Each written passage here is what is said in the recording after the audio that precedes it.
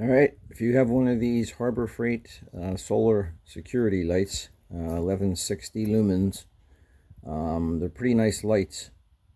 However, over time, they start to have an issue where they come on all the time with any motion. The lux, L-U-X, the lux setting on these devices is a dial all the way to the right there is a like a sensitivity to turning on based upon the amount of ambient light. So for most uses, you would want to have these things turn on only when it's dark. But I guess some people want to configure them so they go on a little bit sooner or go on all the time there's any kind of motion. But I want them to only go on in the dark because it preserves the life of the battery. So this does come with a solar panel that I have up on the roof of my shed. And they all turn on. I have 4 of them. And they all started turning on just when anything walks by them in broad daylight. So even though I had the lux setting at the one that's appropriate for only turning on in the dark, it just comes on all the time.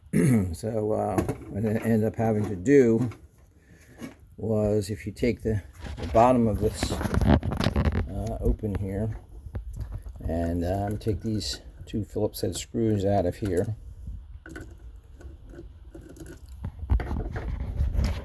and this back of here comes off,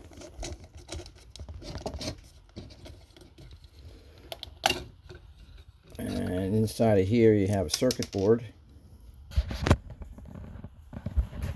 with the 3 potentiometers that adjust the duration of the light being on before it turns off without motion. The other one is a sensitivity adjustment, and the other one is the lightness darkness setting, the lux setting that we're concerned about.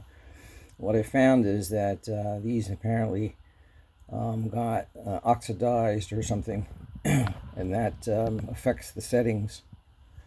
So what I ended up doing is use you probably use contact cleaner. I like to use this Deox product, and just kind of run it through these things here, and then spin them around a bunch of times, just to loosen up that oxidation and get a better contact.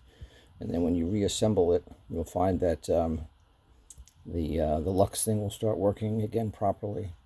Now what I did, and actually you can remove this back panel here from the board to make it a little easier to work on.